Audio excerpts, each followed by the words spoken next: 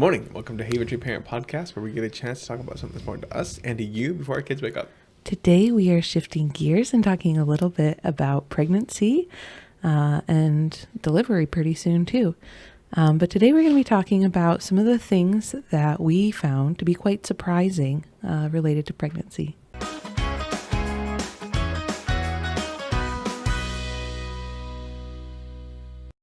Okay, so like you said, today we're going to talk about things that are surprising. And I think for utilizing that, we're going to go to today's parent and utilize an article that has 88 things nobody tells you about for pregnancy.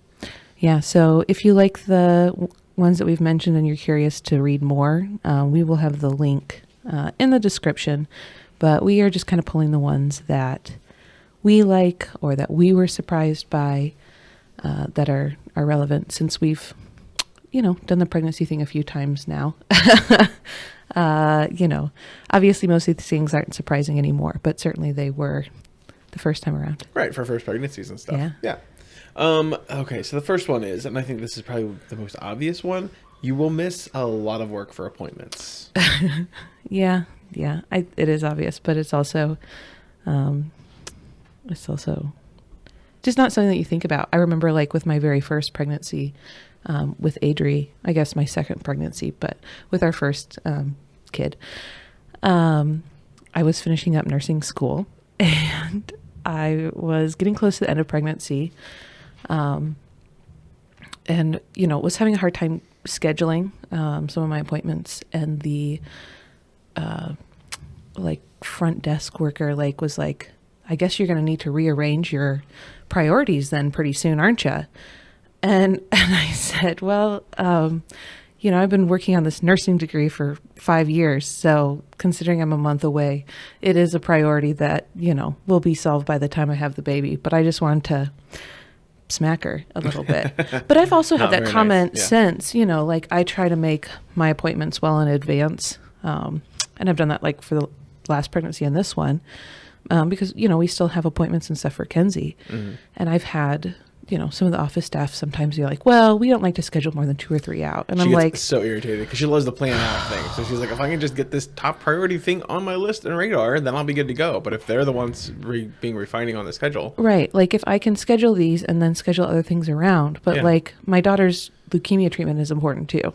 Could you just work with me? Get these on the calendar for me as soon as possible, as far out as I can go. Right. That way it's done and in place and you're ready for it. So it just is I'm trying to prioritize this, I'm not trying to be difficult. This is a priority to me. And if this is on the calendar first, I can work other things around it. Right. So, but yeah, it is something that early on, I guess I didn't realize, you have monthly appointments and then it goes to every 2 weeks and then it goes to weekly and it feels like all you're doing is going to the OB, here's a cup, pee in this. Yeah, exactly. Every single time. Can you pee? Yes. Every 5 minutes. Yeah. All right. So the next one is you will start seeing other pregnant women everywhere, which I feel like is what people say when you get a new car. You're like, oh, look, another Toyota Corolla. Yeah. You're like, oh, look, another pregnant lady. Or you start to call that out. Yeah. I mean, I don't know that I've ever really paid a whole lot of attention to that. Not that I'm relating women to cars. I'm sorry. Just the recognition. I do think so. I talked on the phone one day to a patient who was pregnant and due at the exact same time as I was, or was the same number of weeks. And so it was kind of a funny little bonding moment, Both get the same to days. be oh, I'm 32 weeks too. Yeah. We got the room painted blue. How's the feet swelling going? Or nice. When I was doing the women's health and prenatal clinic, I did that pregnant with 2 babies probably. So there's just kind of that ability to bond with, them. And we would crank the temperature way low in the clinic area because we had really tiny exam rooms. And so me and another pregnant lady and a, boyfriend or partner or parent or whoever came with. And those rooms would get so hot, these 2 pregnant ladies are cooking in this room. So we would, crank it way down. And so I was able to, just commiserate with them and things. So that was fun. Yeah, that's cool. I don't know if this ever happened, or at least I don't feel like you ever mentioned it. But if there's the one on here that says strangers will talk about your body and all its changes, it felt almost like going through puberty, but this time everyone is commenting and asking about it. Like, I don't know if that's a thing. Oh, I I have feel like they make had. that in movies, but I don't know if it's actually. Yeah, I mean, I think I probably have like the, resting angry face, do not talk to me, like when I'm like in public sometimes and thinking. Mm-hmm. So I don't know that I've had that experience a whole lot. Mm-hmm. But definitely it is sometimes odd, like the questions that like strangers will ask you when you're pregnant. So that, like making comments about like any day now, huh? Or like, should you even be out right now? Like, you look too pregnant to be whatever. You're like, I'm fine. I don't know. Don't buy any shoes with laces. Yeah. Yeah. Yeah. So, shoes with laces. I don't know that I've had you have to help me like tie my shoes a whole lot. I think there was like I mean, there's probably been a couple of times, but I on don't occasion. know. I think it's like mostly like the last like few weeks. Yeah, There's but one, like, help me with these socks or something. Usually. like all summer, I pretty much wear flip flops, and then in winter months, I wear flats a lot of the time, and so it's not something. I don't know. It's not something. Usually, like right at the end of pregnancy, I do go and get a pedicure, and it just is like a nice way to be like, my feet are swelling, I'm tired, I'm done. Like it's kind of like a nice last like thing to do right before you have a baby, and all remnants of privacy or personal space, kind of go out the window, but like at least when you're pushing, you have cute toes to look at. I don't know. So that is kind of a nice thing. But otherwise, yeah, the toenail painting thing is something that is definitely a struggle. But all right, so I there's don't two know. recommendations for you. Yeah, the shoes. Yeah. Slip-on shoes and get a pedicure at the end. So, next one is be ready to answer the same series of questions multiple times a day. Yeah. Yeah. Yeah. And I think we've kind of already talked about that. But like, again, that's not such a big deal for me at this point because of COVID. We don't really go anywhere, so I don't have strangers at the store and things like that. But yeah. Yeah. Okay. Let's see. How real life pregnancy is nothing like what my friends post on Instagram. So that is good and bad, I think. I have always genuinely enjoyed pregnancy. I have really easy pregnancies. And I feel like people are kind of in one of two groups, like people either love being pregnant or they hate being pregnant, and people have lots of good reasons for hating being pregnant. There's, the name of it just escaped me, hyperemesis, something. HG. Basically, there's a condition where people who are pregnant just puke like constantly, can't keep anything down. And it's not like a first trimester morning sickness kind of thing. It can be like all pregnancy long. And for some people, it's such that like they have to go to the hospital and have fluids or have nutrition, pumped via IV. I know somebody personally that like ended up with a PIC line, which is kind of like one step under getting a port, basically. But it's like a longer term IV so that she could get regular fluids and nutrition because she couldn't keep anything down her entire pregnancy, Mm-hmm. And so that is something that would be miserable, right? Like, or there's all kinds of things, like just people that don't feel well, whether that's being tired all the time or nauseous or having back problems or whatever. There's lots of reasons that people just don't enjoy pregnancy, and then there's people that just really have easy pregnancies. I went the whole first trimester this time and had no idea I was pregnant. Like that should kind of be an indicator of like the fact that my pregnancies really aren't too bad. Mm-hmm. So obviously like with me having done nursing and healthcare for pregnant women, I've learned to keep that to myself because I don't think that my experience is necessarily common. You know, it's kind of a like your mileage may vary when it comes to your pregnancy experiences and feelings about that. So yeah, but I think, you know, that's true of so many things on social media, that what people portray it to be is very different than what it really is. I mean, there is a lot of like swollen feet and like this time, you know, the baby's sitting up really high still, and so I can't breathe, and you know, like I gotcha. I'm uncomfortable. So there are those things that happen that are just like not fun, you know. Yeah. That's just part of pregnancy too. Yeah, makes sense. Heartburn at night. Oh my goodness. That's one. Yeah. So my mom always had heartburn. Like when I was a kid, I remember her like constantly, like the Tums, the Rolaids, the whatever, always had heartburn, always complained about heartburn. I just didn't really get it. And then we were pregnant, and I was like, this is horrible. Like, I don't know. I kind of always was like, oh yeah, whatever. Like it seems inconvenient. But then like once I was pregnant and had heartburn, it was like death. Like and it is though, like, especially at night, you get heartburn and then it's like, I can't sleep because I can't lay down because then I have heartburn, and, you know, like popping Tums, like, I don't know what, you know, like definitely like first pregnancy was like, how many Tums is too many, you know, like, so yeah, Here's one that's probably going to be more helpful, or at least can be helpful. I started leaking colostrum at like 25 weeks. It was very unexpected. So, that would make me jealous. Well, I know, but I know that there are people, so there are people that do though. And it is a good, thing to point out. So, and I think more generally, and we'll probably talk about this at some point, like the issues and challenges surrounding breastfeeding. Oh yeah, that's a topic in itself. Yeah. But it is, breastfeeding is hard. You know, it's kind of like pregnancy. Like breastfeeding is hard because you have too much milk, or it's hard because you don't have enough milk. Like that, you'd never really get like the Goldilocks amount of milk when you're breastfeeding.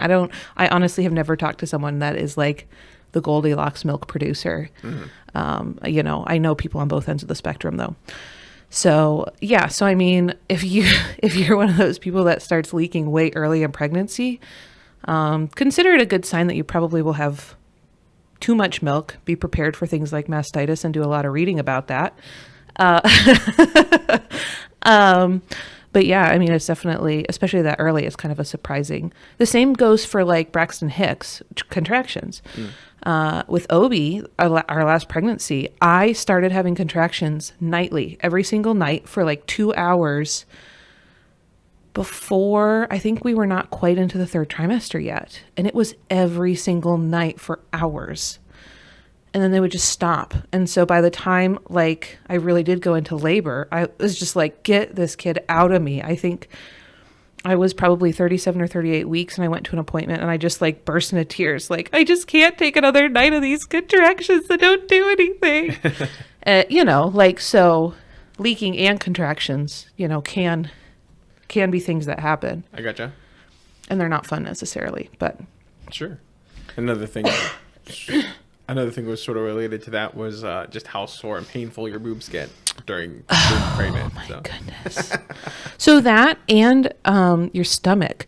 So, and we were actually talking about this last night.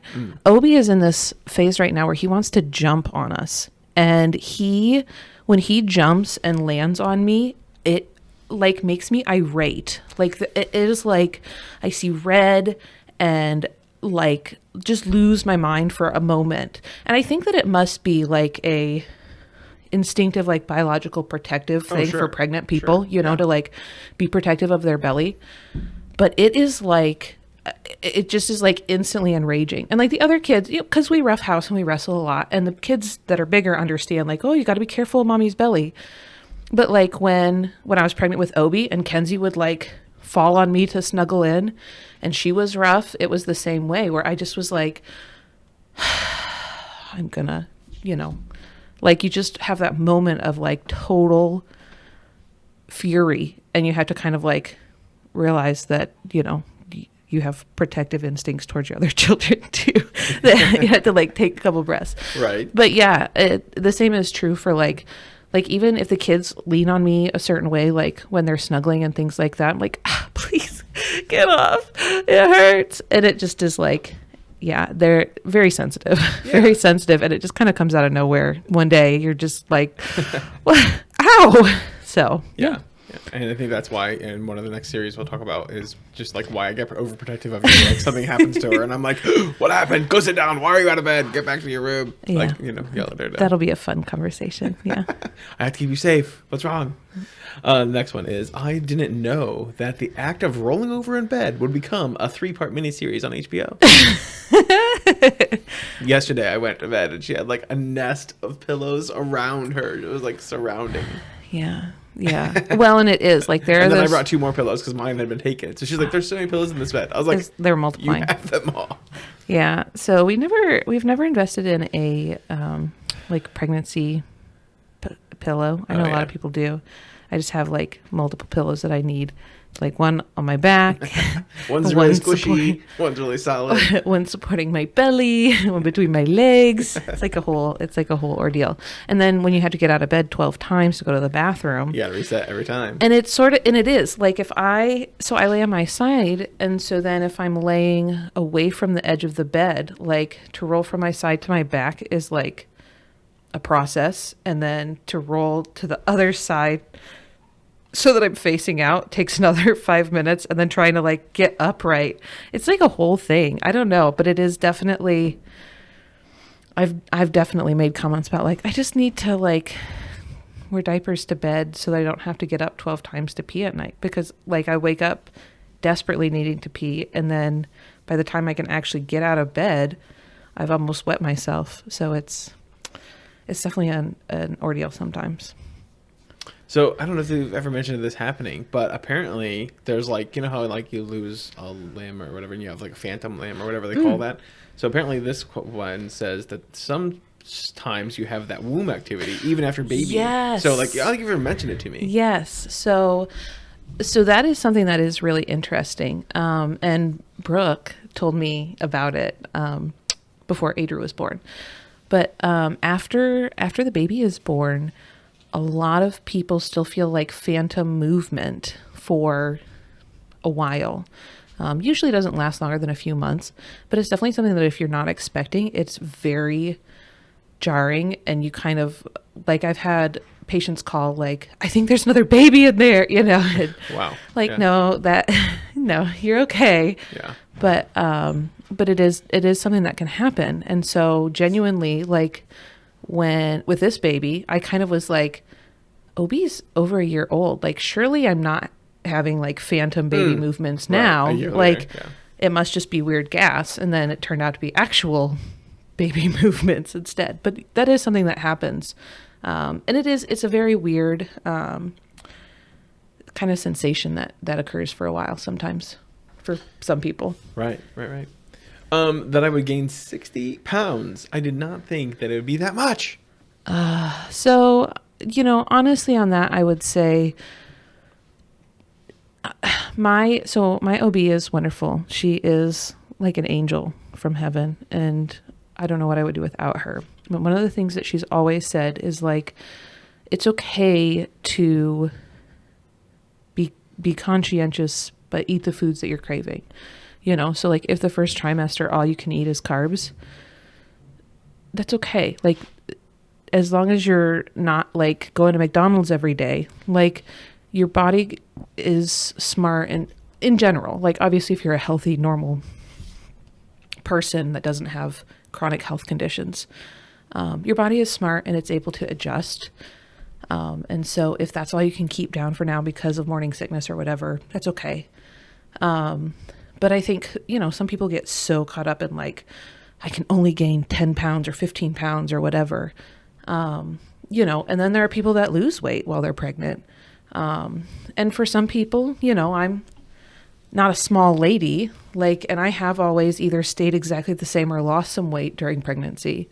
And that's always been okay too for me because of my health and my body. Yeah.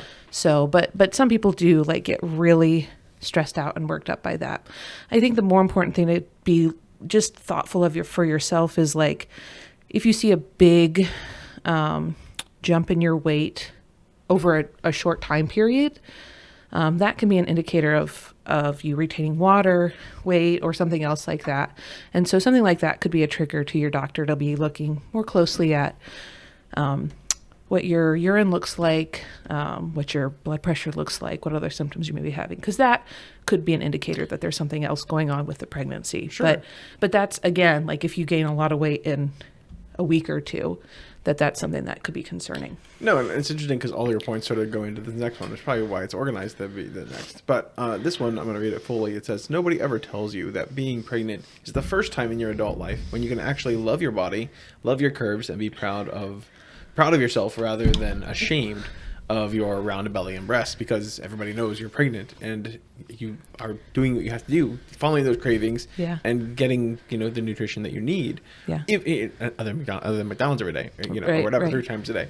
But I think that's probably wise also then that's. And I think that's part of the reason, beneficial. like when I'm pregnant, I feel like this is what my body was made to do. You know what I mean? Like I just feel good. I feel energized.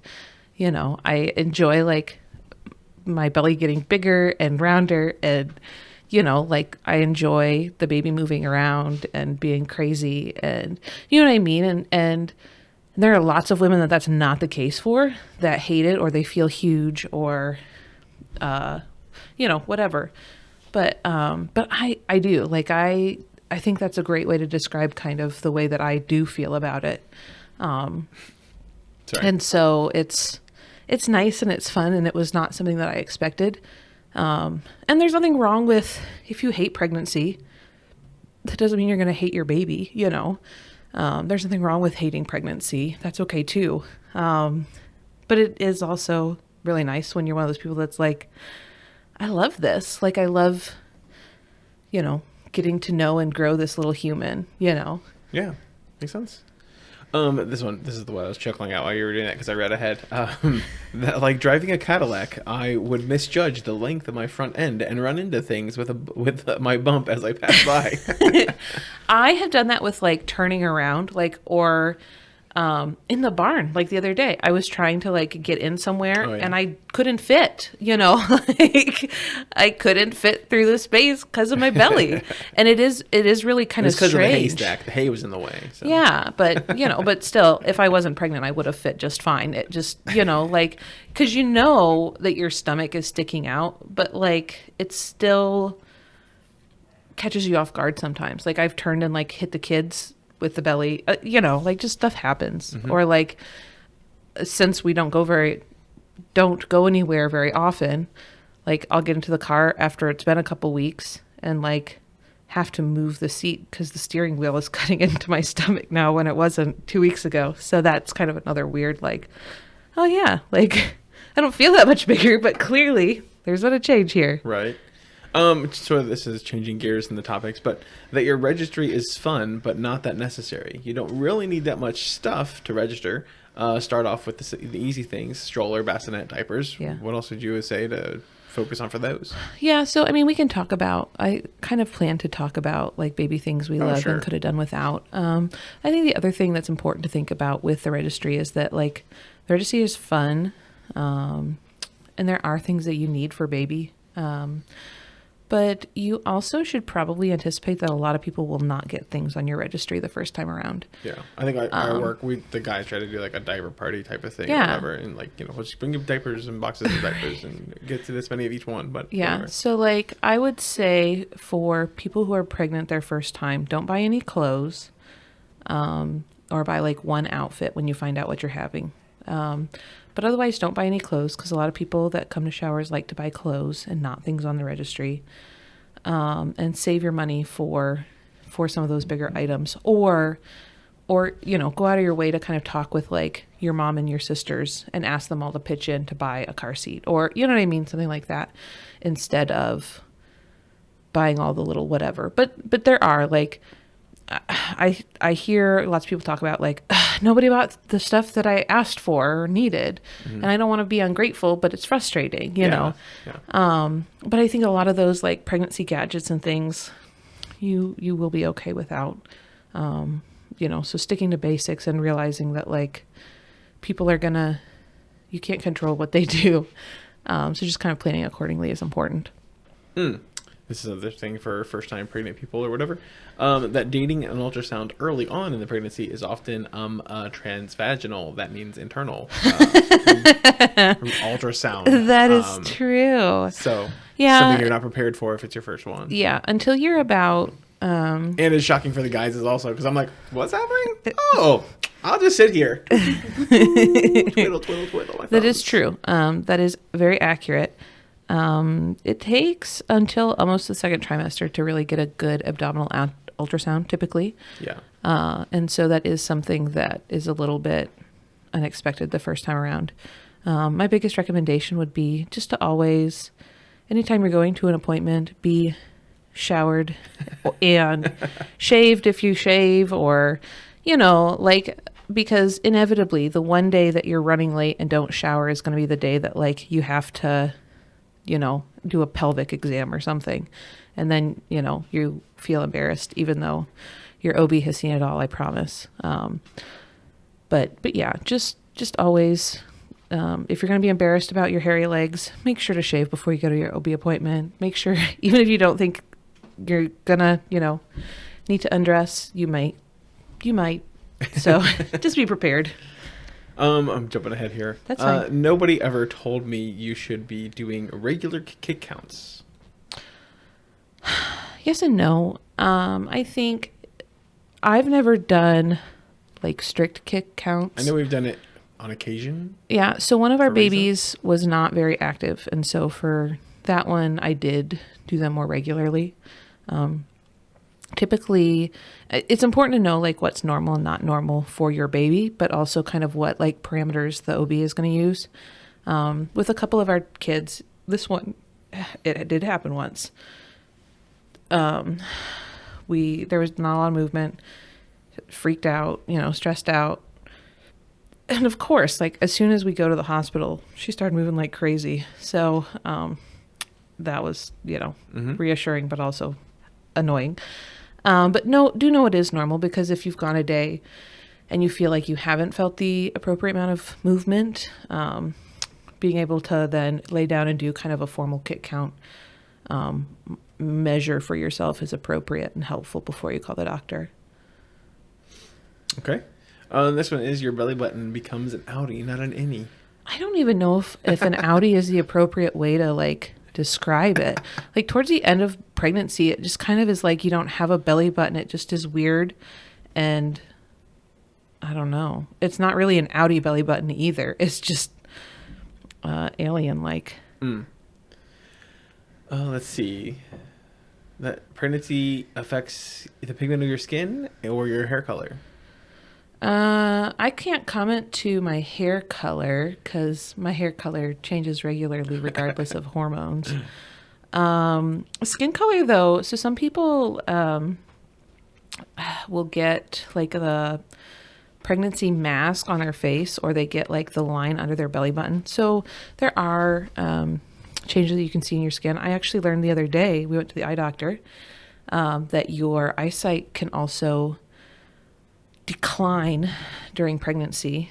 So that was kind of another one of those odd things that I just didn't know. That's kind of just, you know, an interesting one. We probably have time for a couple more, so pick a couple good ones. All right. Okay. Let's see. I'm trying to read through some of them. We're going to get a little medical or ridiculous. Let's see. That you should take full advantage of the time left before the baby arrives. Yeah. So I think that's the nesting phase most people talk about, right? Yeah, and I think that that is something that's good to do if you can. I think in my dad's kids group or whatever that I'm part of on Facebook is like most people are like, I'm about to have a kid, and everybody's like, rest, sleep, get some rest. Yeah, sleep. I would say too, just like I've spent a lot of time here lately, just like sitting in the nursery, and I'll just like sit in the nursery and rock, and like it just is nice to just kind of like be comfy and look around and like kind of just like soak up the moments of being baby free. Because then once baby comes, so like with your first pregnancy, you are so ready to like have the baby come, and then the baby comes and it's wonderful and it's exhausting and it's overwhelming. And so then like for my next pregnancy, I enjoyed like every moment of pregnancy and almost like dreaded having the baby. Not really, but like I was able to enjoy it a lot more, and just kind of like soak up that time of being pregnant, that I couldn't do the first time around. Gotcha. This next one, I don't know if this is a story that we have. I know there's one story I'm thinking of, but I didn't expect my husband would be like a deer in the headlights in the delivery room. And I know there was the one time, I don't remember if it was for Adri or Saya, but like they had told us about this ceiling fan that would blow on her. Oh, that was and for keep her Adri. Cool. And it first, was the first one. weirdest thing. So then like I'm standing there, all the nurses are like prepping her because she was in like about to start pushing for like a good amount of time. And he just walked away. And like, I didn't say anything. He just walked away. I walked didn't want to away. interrupt, and I'd be like, I'm going to do this thing. I just like let them continue and walked over to the corner where the switch was to turn on this fan for her to like be comforted or whatever. Which was really sweet. But it was also, so something that does happen a lot in the delivery room is that they thought I was going to pass out. A lot of husbands and boyfriends and partners and people pass out. It happens all the time. It's very common. And so like, then you have, as a nurse, you have to be like taking care of this woman who's, ready to push a bowling ball out, and worry about her husband who may just randomly pass out at any given moment. And so, certainly I think it's a good thing as a pregnant person to just know that that's something that nurses are always kind of like concerned about, worried about, whatever. Like when I had my epidural the first time, they made him sit down. And like, so then it was hard to like, they wanted me to lean on you, but it was like hard because you were down, like, I mean, your face was like level with my knees almost. And so you weren't able to support me because you were sitting. But they didn't want him to pass out. And so, just kind of knowing that and keeping that in mind. But yeah, that was definitely one of those weird things where it was just like, they were like, getting the bed ready, and like they were doing all that what they were focused on. And Josh just like walked away, like towards the door. I'm like, is he leaving? Like, what's happening? So that was definitely that's where the switch was. And then it was wonderful. The glorious fan just like blew right down on my face while I was pushing, and it was magnificent because I always get hot. Yeah, and that she has a fan on our bed right now. No exception. So it was a glorious intervention that my husband knew to do, but yeah, it was definitely a weird. Yeah, because they mentioned it, and I was like, oh, I don't know if we tried it out any earlier or not, but I think it was so. Like, it just all of a sudden, Josh was like, "Yep, this is what we're gonna do." She needs this. Yeah. The other is like, this is kind of a don't do, and we can kind of end here too. But like, so after the baby was born, I don't know if this was the same one or not. Josh was like texting family. So I'm like, have this newborn laying on me, and I'm just like, and Josh is like texting like everybody out in the waiting room, like, she's here, whatever, she's perfect. And I was like, put that phone down.